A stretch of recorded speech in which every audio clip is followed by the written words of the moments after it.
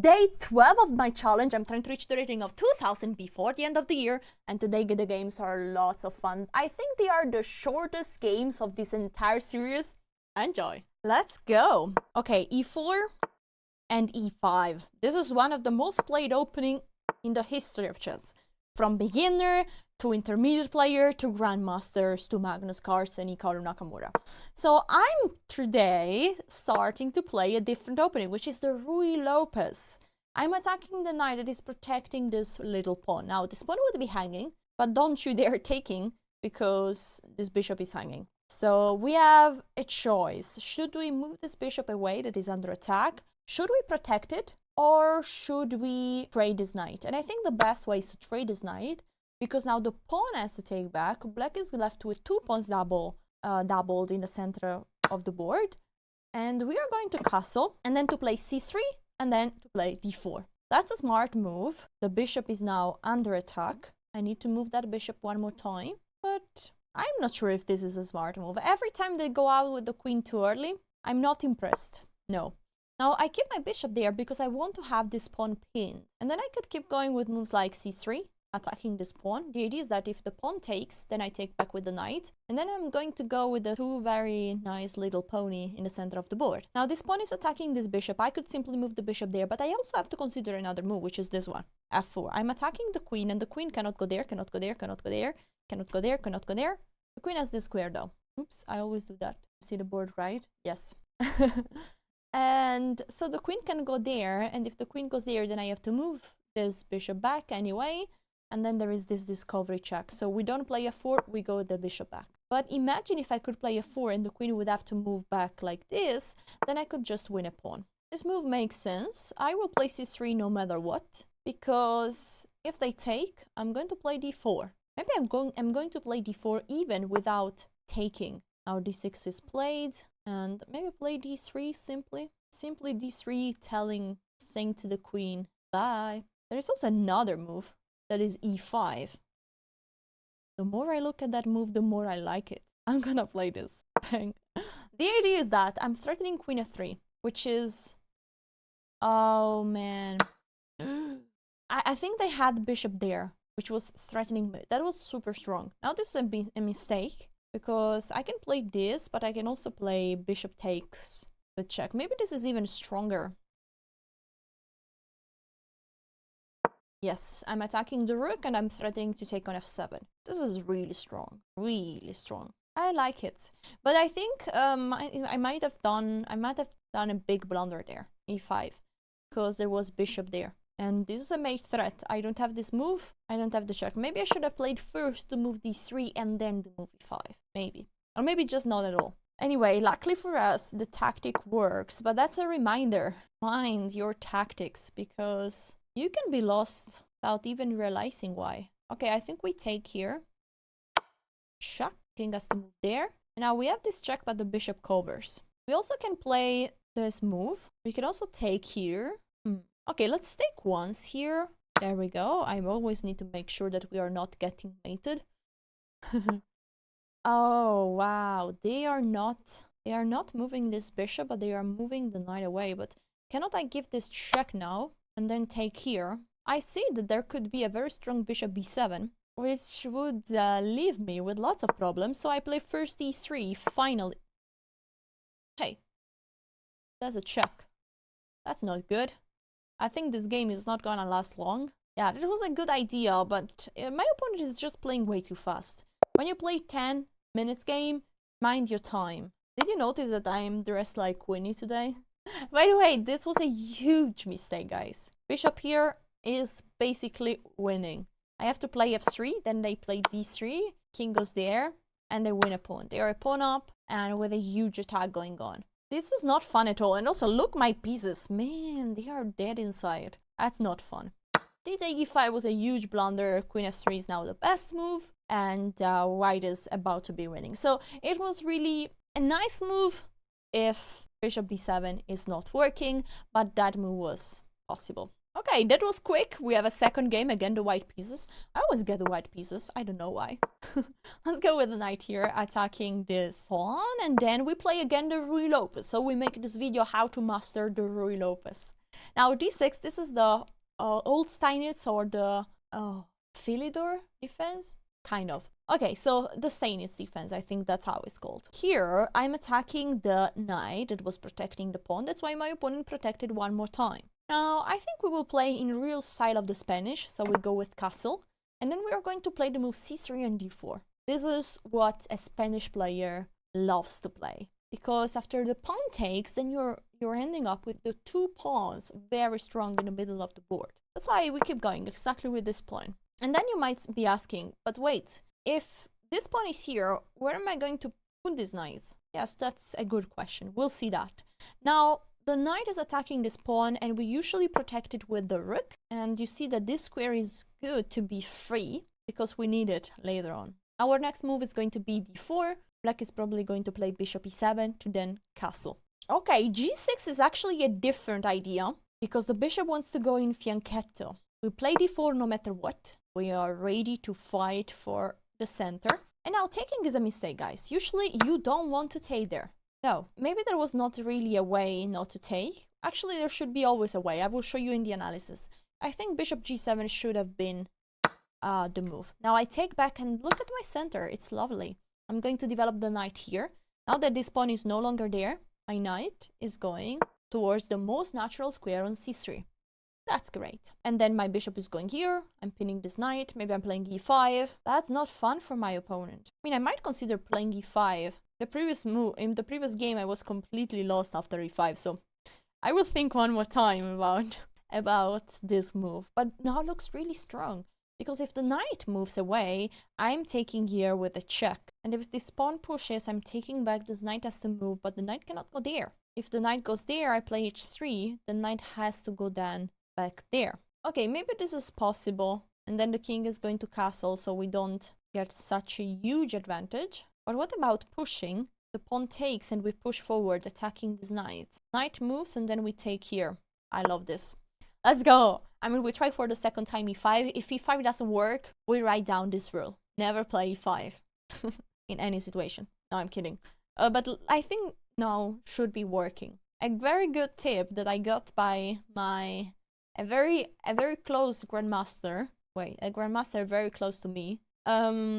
Is that in chess you can believe in church. In chess we calculate and we know. So we cannot believe we have to calculate. I calculated.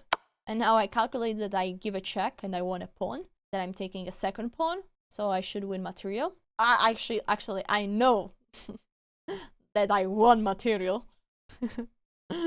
Now, the king has to move, probably, here. Okay, the bishop is covering, but now I think I have a fork. Bim, boom, bum. Spada-boom, bada-bum, boom, bum. That's beautiful.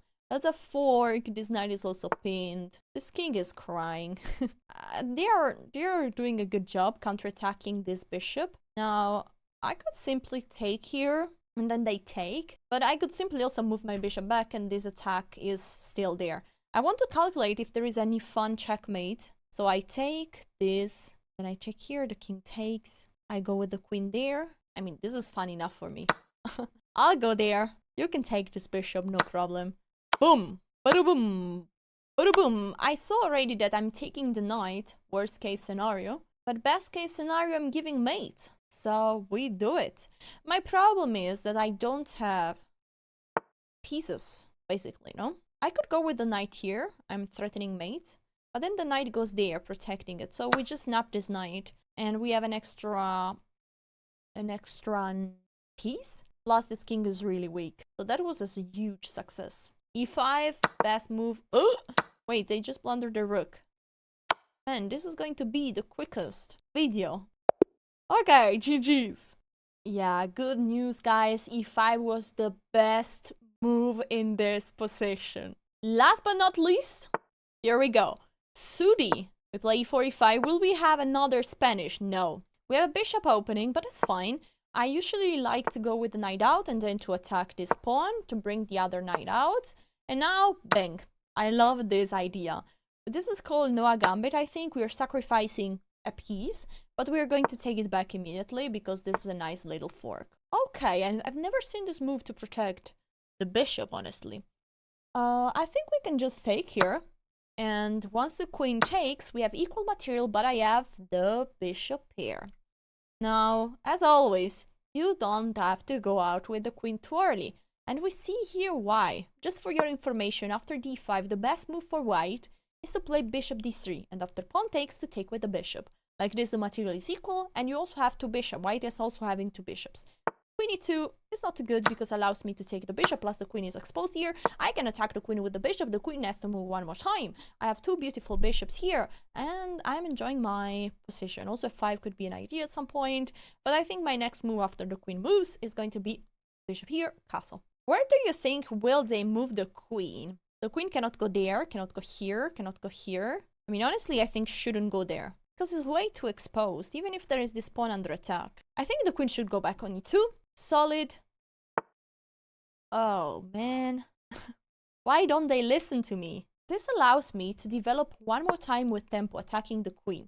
This is why you don't go out with the queen too early. This game is the exact demonstration. Actually, not the entire game, just the following moves. I've been able to develop my two bishops for free, and my opponent couldn't develop their pieces because they had to move the queen around. That's why that's not good to have the queen out too early. Now I think I will castle, and I will be extremely happy about this position. They also castle, that's a good job. Now, opening, great job. Middle game, we have developed all the pieces, castled. We need a plan. Usually a very good plan that applies to every single position is to always improve your worst piece. You look at this position, you say, what is the piece that is not playing at all for black? And is this rook that is crying? Also, this rook is not doing much, but at least the king has been castled, so the rook is protecting the king. And is ready also to join the party. But this this rook, no. And we have to move the queen away in order to move this rook. So one move that comes into mind is queen here or queen there. Now, which one to pick? That's a good question. I think queen e7 is better because it's controlling this square, and it's also supporting this pawn. And now I think we are ready to go. Bam. The rook is joining the d file. And you see this queen has to be moved one more time. I'm enjoying this.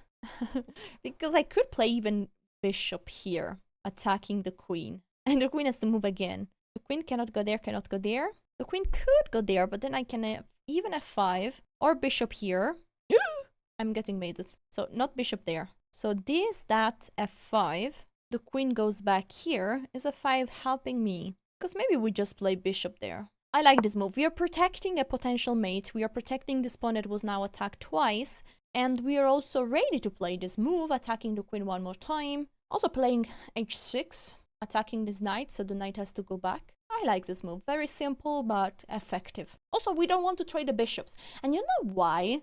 The bishops, I always say this, no, the bishops are better in open positions, are better than the knights in open positions. But why? Basically, the bishops are pieces that are working very well, also from far away. This bishop is controlling this square as well as this square. So is working amazingly even from far away.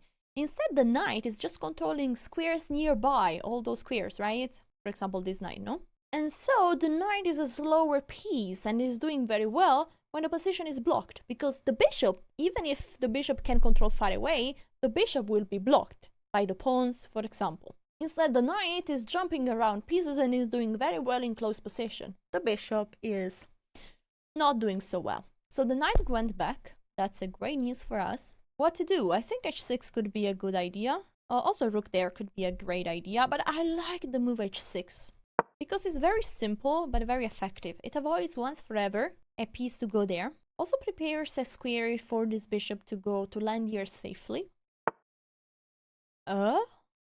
No, this move is really bad. A catastrophe. I remember the rule. Improve your worst piece.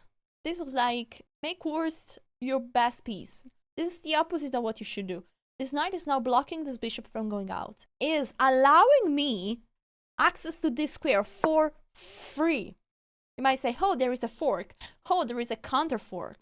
Queen and the rook. So the square is just way too powerful for my knight, and I am enjoying this. And if the queen moves here, there is a royal fork. So this move was honestly terrible. and there is lots of learning that we can do from this move. Making the knight just simply worse, and also what was the exact idea to go maybe with the knight there? I mean, the knight is not doing any better here than there. Actually, here is much better because it cannot be kicked away, kicked out. Yeah, and so the knight on c4 can be attacked by the pawn. No, really not a move that I like. Oops, okay, already a move has been played. Now I'm taking here, I'm winning a pawn, attacking the queen, and then I'm going back here. This pawn is also hanging. Ouch. Ouch, ouch, ouch. Yeah, now I just go back with the knight there, and I'm threatening the royal fork. I hope for them that they will protect it. Man, what's happening today? Easy peasy? They might resign, and this is the shortest video of this series. Guys, if you also like this video, you will win your next 3 games very quickly as well. I promise. It's a lie. Anyway, subscribe and like the video because it supports the channel and makes me happy. Thank you so much for watching, guys. See you tomorrow. Ciao.